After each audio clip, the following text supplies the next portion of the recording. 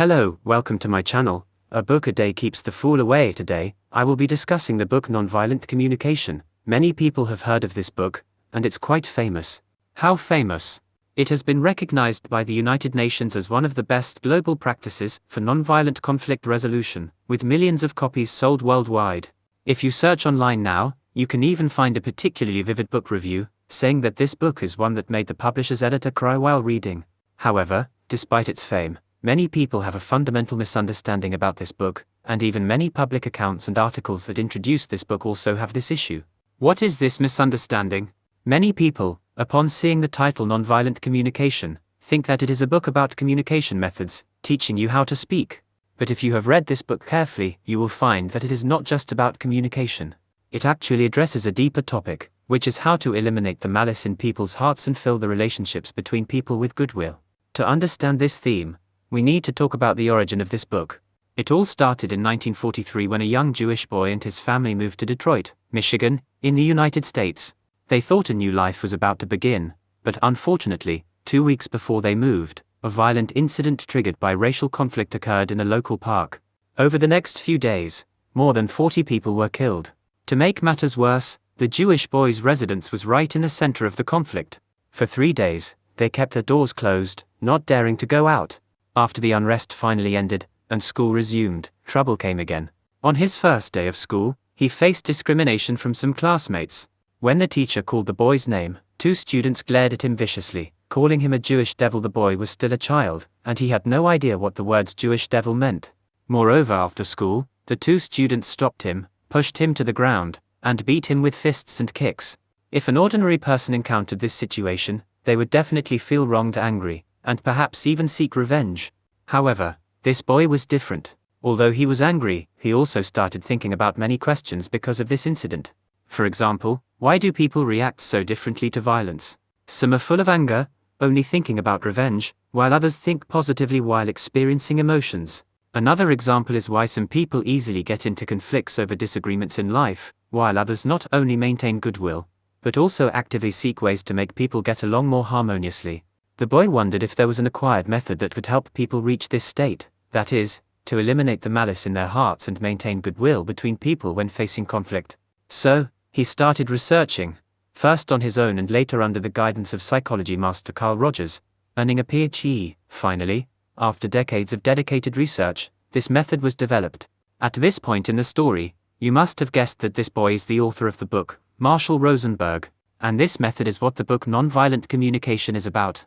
In 1984, the author Rosenberg founded the Center for Nonviolent Communication. In 2006, he was awarded the Bridge of Peace Award by the Earth Village Foundation, in recognition of his outstanding achievements in promoting human harmony. Dr. Rosenberg passed away in 2015, but his methods of nonviolent communication have spread worldwide. At this point, you must be curious about what this method is all about. In short, it's about shaping our thoughts by changing our language. In other words, we used to think that people have ideas first and then speak, and your words represent your thoughts. But according to the ideas presented in this book, it's the opposite. Often, we inadvertently say something first, and these words then shape our thoughts. For example, there is a famous story about a person leading an army that always loses battles. How should it be reported? If you say they were defeated time and time again, it sounds hopeless. But if you say they fought time and time again despite defeat, it sounds like they are becoming more resilient with each setback. The impression you give changes. Another example is the saying, a pitiable person must have some hateful qualities. When you say this, it seems as if there are no good people in the world. However, if you reverse it to say, a hateful person must have some pitiable qualities, you might feel a little more kindness and understanding towards others. This is called shaping thoughts through language. The core of nonviolent communication is to eliminate hostility in people's hearts by changing language, thereby filling relationships with goodwill. That is the problem this book, Nonviolent Communication, aims to solve for you today. How can we eliminate hostility in our hearts by changing our language and improve our relationships with others? Next, I will explain this book in 2 parts. Part 1, How to Master the Systematic Method of Nonviolent Communication. Part 2, What are the key things to pay attention to besides the systematic method? What are the crucial control points? Part 1. Since our goal is to eliminate the negative factors that cause alienation between people, we must first know what causes it. The author believes that the main factor causing relationship alienation is moral judgment. What does this mean? It means that when we see someone do something, we often like to find a moral reason for the behavior. For example, when we see someone chatting in the office, we think they are slacking off. When we see someone with a tattoo, we assume they must be a bad person. When we see someone sitting with their legs crossed on a bus, we think they have no sense of public morality. In short, when we see a behavior, we easily abstract a moral or motive level reason. We think that the other person's actions must have some moral reason behind them, and this often comes from human instinct. Keep in mind that humans have a highly developed ability for self-verification. Once you have a suspicion, you will unconsciously look for evidence to prove that you are right. For example, you're eating in a restaurant, and someone walks by. You look down and notice that your phone on the table is gone. You suspect that the person who just passed by stole it. The more you look at them, the more they seem like a thief. You see them wearing a hat and wonder, who wears a hat while eating? They must be trying to hide their appearance. You keep staring at them and notice that they don't make eye contact with you. What does that mean? They must have a guilty conscience, because they're doing something wrong.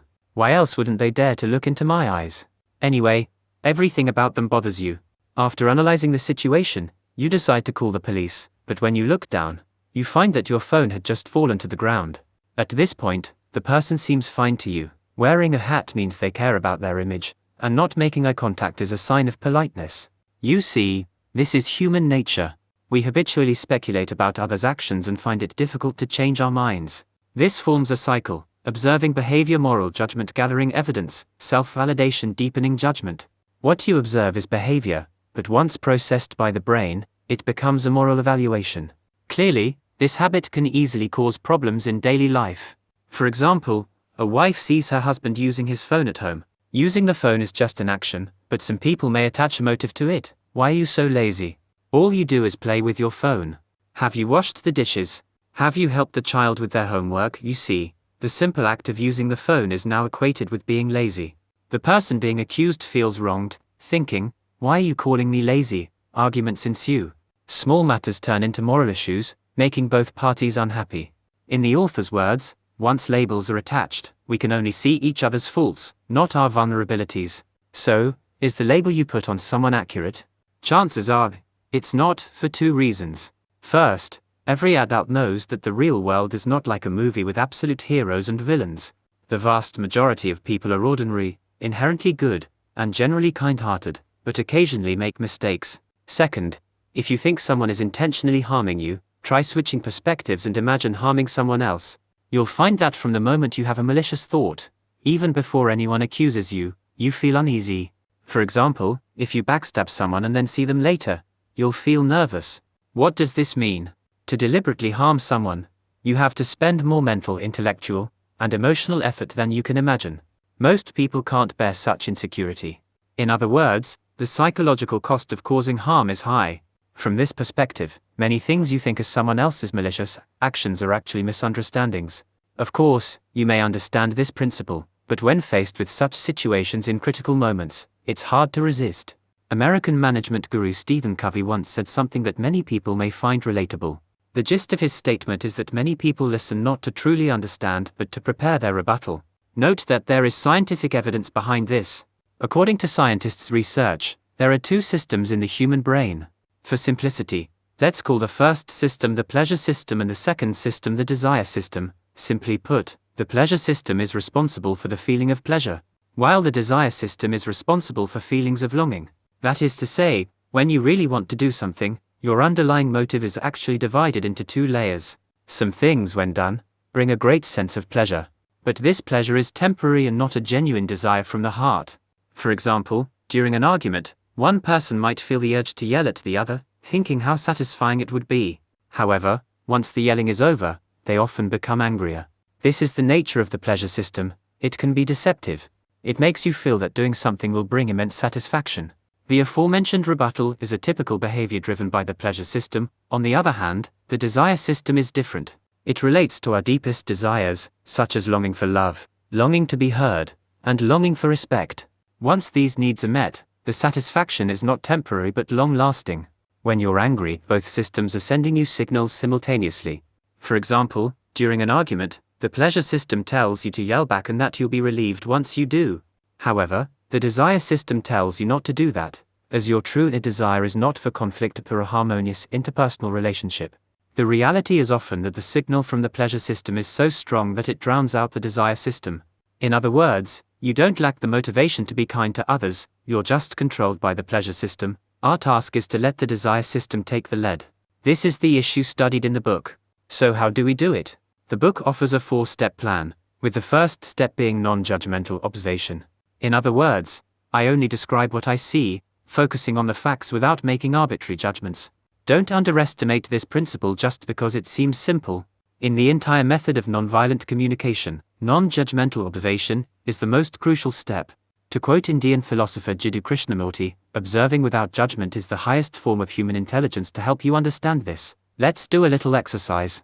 Determine whether the following statements are observations or judgments. You're so generous vs. I saw you give money to someone in need. Tom is lazy vs. Tom spends 10 minutes a month cleaning his room. Jack procrastinates vs. Jack only reviews for exams the night before. Obviously, the first statement is a judgment, while the second statement is an observation. The exercise is easy, right? However, distinguishing between observation and judgment is just the first step in nonviolent communication. Next, pay attention to the important part. Based on the facts you observed, express your feelings, then describe your needs according to your feelings, and finally make a request. In short, the entire process of nonviolent communication consists of 4 steps: observation, feelings, needs, and requests. This might sound a bit abstract, so let's consider a more specific situation. When you feel angry and want to argue, you can respond using this formula. For example, if a colleague at work lashes out at you today, saying your work is a mess, don't be in a hurry to lash back. Instead, think according to these 4 steps and respond accordingly. You can say, I've heard all your evaluations, and it seems like my work hasn't met your approval. I think I need to improve and earn your approval. Could you please give me some more specific suggestions based on what you've just said? How about that? If you were on the receiving end of this response, wouldn't it be difficult to stay angry? At the same time, when you say these words, do you feel a subtle positive change in your relationship with the other person? In fact, the 4 elements of observation, feelings, needs, and requests don't necessarily have to appear as a group. They can also be used flexibly when separated. The key to using these 4 elements is to keep them in mind. As long as you can distinguish these 4 elements clearly, communication can be significantly improved. Let's do an exercise with the phrase drink more water. Typically, a girl might say she's feeling unwell, and a boy might respond with, drink more water. It seems harmless enough. However, many couples argue or even break up over this phrase. Why? Because drink more water is just an observation. What lies behind it is the desire for care.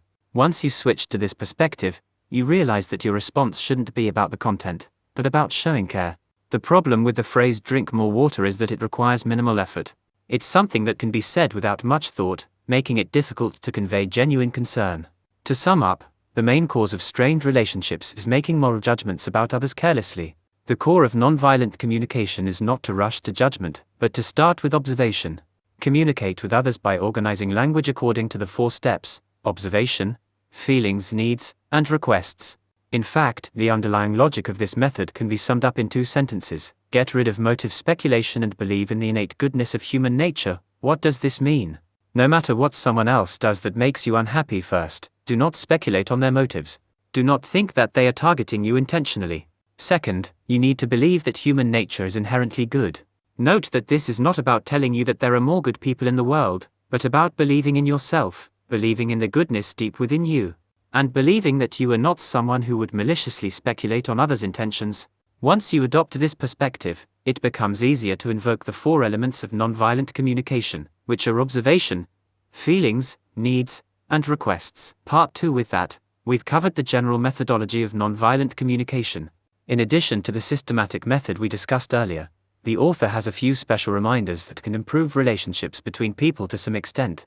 Let's discuss them one by one. The first reminder is to try to make fewer comparisons with others. It's not difficult to understand that making comparisons means habitually competing in everything. Keep in mind that making comparisons is not necessarily a bad thing. When you see others doing better than you, you may be motivated to strive to surpass them. However, if you develop a habit of making comparisons, it's no longer a good thing. For example, 2 people who grew up together, attending kindergarten through college as if they were siblings. Once they enter society, one becomes a scientist within a couple of years, while the other struggles to find a job. When they meet again, the less successful one will undoubtedly feel uncomfortable. In the author's words, making comparisons can gradually erode our goodwill towards others without us realizing it. Another example comes from a book mentioned by the author, titled How to Make Yourself Miserable, written by Dan Greenberg. How can you make yourself particularly miserable? The method is simple: make comparisons. For instance, the first page of the book shows two photos, one of a handsome man and one of a beautiful woman, both with great figures. Initially, seeing these attractive individuals can put you in a good mood. However, the next step will make you unhappy as the photos are accompanied by information about the model's height, weight and measurements.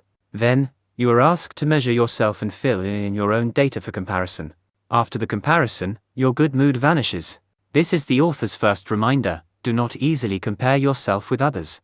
The second reminder is not to use the excuse of having no choice to shirk responsibility. What does this mean?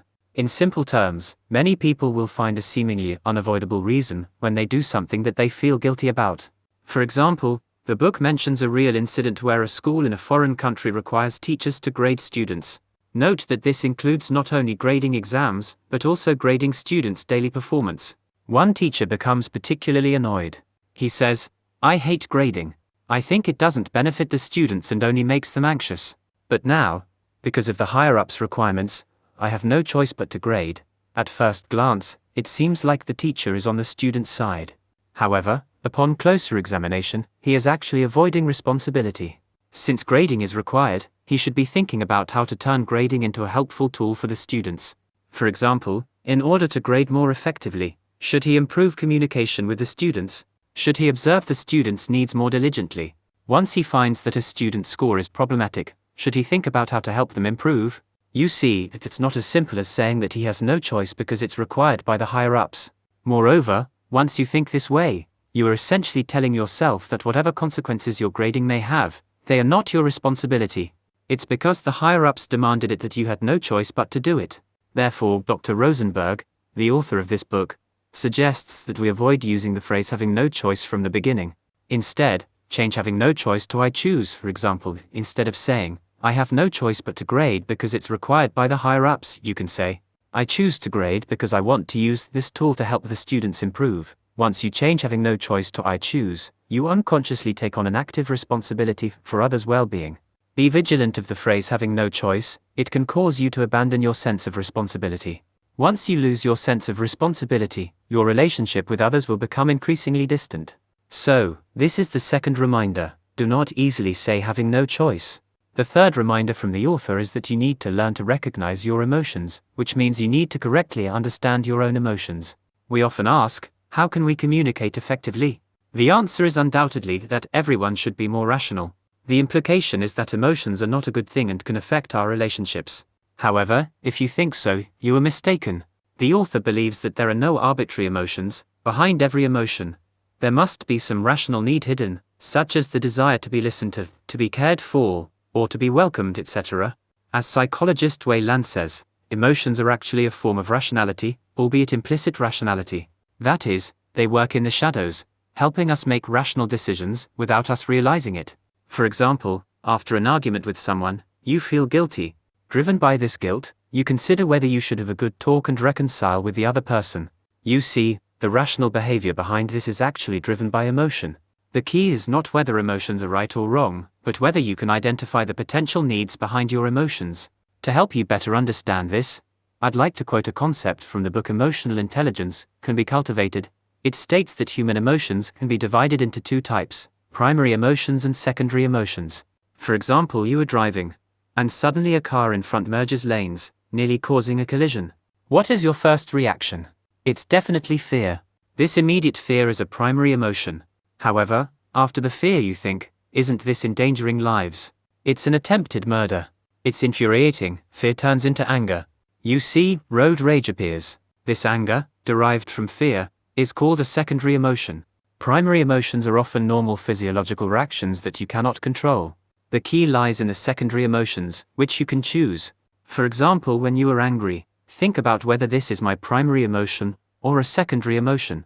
For instance, someone violates traffic rules and overtakes you, making you feel angry. You can think one step further: why am I angry? What was my emotion before I got angry? Upon careful consideration, you realize it wasn't anger, but fear. Why fear? Because it's dangerous. So what to do? Be more cautious, avoid danger, and don't succumb to road rage. For example, after a tiring day at work, you come home to find your partner sitting on the sofa playing with their phone without even looking up. You feel angry, thinking, I'm already so tired, and you're not only not cooking, but also playing with your phone. I just want to start arguing. However, think about it carefully. Were you genuinely angry? You might be tired, right? You feel that after a long day at work, your partner should at least show some care and concern when you get home. So your primary emotion is actually disappointment and a desire to be cared for. If that's the case, why not just say, I'm a bit tired today, I'll need your help with the household chores? As soon as you say this, the feeling is different. At this point, you may have noticed that the main difference between primary and secondary emotions is a layer of moral judgment. Why does fear turn into anger when someone overtakes you? It's because you think the person did it on purpose. Why do you get angry when you see your partner playing with their phone? Because you think they're doing it on purpose, deliberately indulging in the little pleasure their phone brings while neglecting you. You see, after all this discussion, we're back to the original question. The root of all communication problems is our instinctive imagination that behind every action, there must be a well thought out intention and some moral reason. So how do we change that?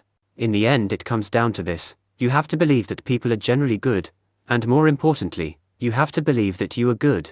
Conclusion: well, that's it. We've finished interpreting the book Nonviolent Communication for you. Finally, I'd like to share a poem with you. The author mentioned this poem at the beginning of the book, as he believes it is an accurate description and summary of the entire book. The poem is called Words Are Windows, or They're Walls, written by Ruth Bebermere. The poem goes like this: Your words to me are judgments, and I feel abandoned and blamed. Before you leave, I want to ask, is this really what you meant? Before I angrily defend myself, before I lash out in pain or fear, before I build a wall with my words, please tell me, have I truly heard you? Language is a window, or it's a wall. It judges us, or sets us free. As I speak, as I listen, let love's light shine through me. There are things I want to say, they mean so much to me. If my words cannot convey my heart, please help me be set free. If you think I want to blame you, if you feel I don't care about you, please try to see through my words, and listen to our shared feelings. Language is a window, or it's a wall. That's right, this is the core of the entire nonviolent communication system. Changing our language to turn it from a wall that alienates people from one another into a window that opens up relationships between people. That's all for today. Please subscribe, and feel free to share this video with your friends. Congratulations, you've listened to another book. See you next time.